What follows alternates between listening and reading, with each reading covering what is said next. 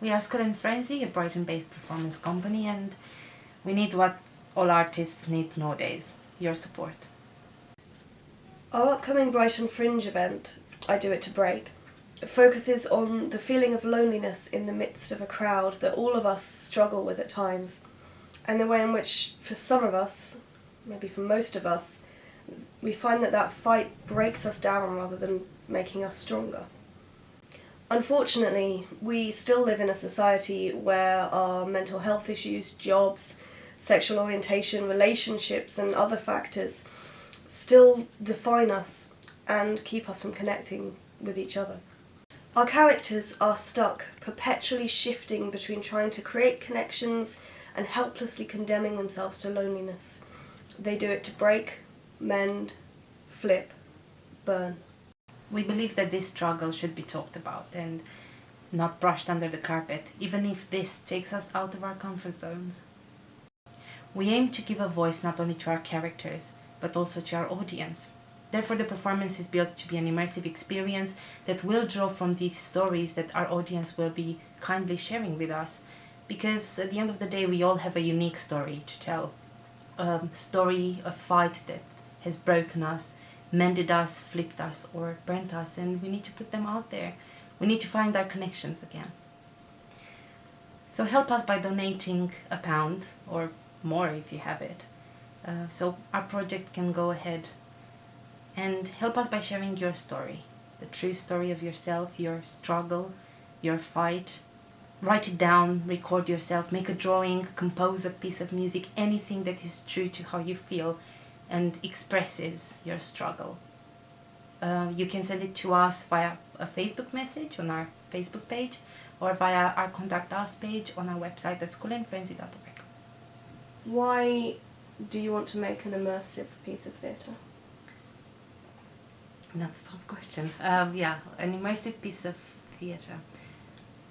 I think it's mainly why I'm attracted to the immersive state of the performance is due to the fact that it's raw and it's true. It's not something planned, it's not something directed, it's something that is out of our control and just breaks the boundaries because it allows everyone to get involved in the process of the performance and brings out these beautiful moments that we otherwise can't even think of or even plan for, really.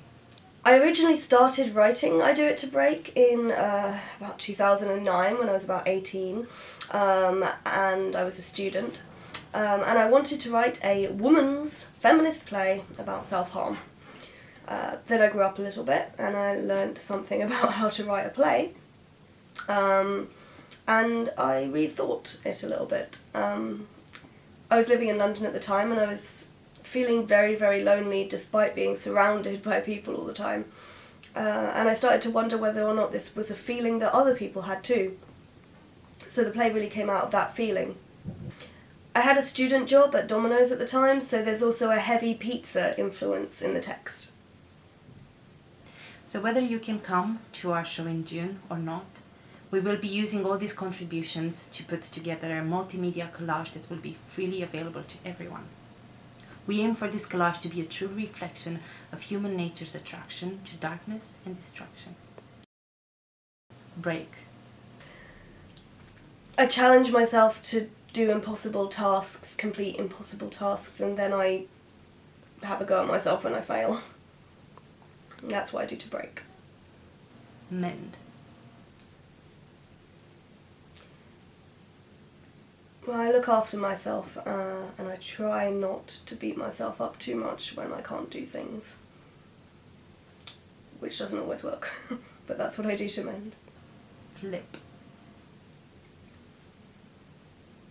To flip, I try to make changes in my life. I try to start new projects and do new things.